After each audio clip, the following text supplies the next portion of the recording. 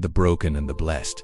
How God uses imperfect people. We often imagine that God only uses the strong, the pure, the righteous, those with perfect faith and flawless records. But if you open the Bible, a very different picture emerges. God's story has always been written with imperfect ink, and yet the message remains holy. Let's begin where brokenness meets purpose. Moses, a stammering leader with a shaky past, he murdered a man in Egypt and ran into the wilderness. For 40 years, he lived in obscurity. When God appeared to him in the burning bush, Moses gave every excuse. I'm not eloquent. Please send someone else. But God saw not who Moses was, but who he could become. He didn't need perfect speech, he needed obedience. And through this man's trembling, yes, an entire nation walked out of slavery. Rahab, a woman with a reputation, she wasn't a respected leader, she was a prostitute. But when Israel's spies entered Jericho, Rahab sheltered them. Her faith was simple but bold. God didn't disqualify her because of her past. In fact, he wrote her into the genealogy of Jesus. Rahab, the outcast, became the great-great-grandmother of the Messiah. David, the man after God's own heart, and mistakes he slew Goliath, wrote Psalms, and danced before the Lord. But David also fell hard.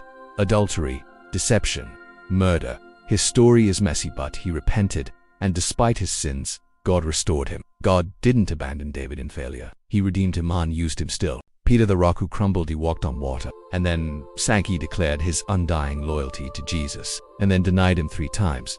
Peter failed loudly, but after the resurrection, Jesus didn't shame him, he restored him. Feed my sheep, Jesus said. And Peter went on to preach at Pentecost, leading thousands to faith. The message of Jesus, come as you are. Jesus didn't dine with the religious elite. He sat with tax collectors, sinners, the brokenhearted. He touched the lepers, he spoke to the out. He lifted the adulterers.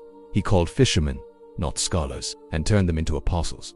So if you think your past disqualifies you, think again. If you feel too broken to be useful, look again. God's power is made perfect not in strength, but in weakness. He chooses the weak to shame the strong. He sees not just your scars but the story behind them, and he can use your brokenness to bring healing to someone else. Because grace is not about earning your place, it's about God making space for you. Discussion questions. Can you relate to any of the broken people God used in the Bible? Has God ever used a painful or broken part of your life to help someone else? What's one area of your life where you feel not good enough for God to use? Share your thoughts or your testimony in the comments. Your story can inspire someone else. Next topic.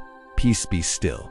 Trusting Jesus in a storm. Will explore how Jesus calms the storms around us and within us. If your life feels out of control, this message will speak to your soul. Don't miss it. If this message touched you, leave a comment below, like this video, subscribe to the channel, share this with a friend who feels not enough, because the world needs to hear.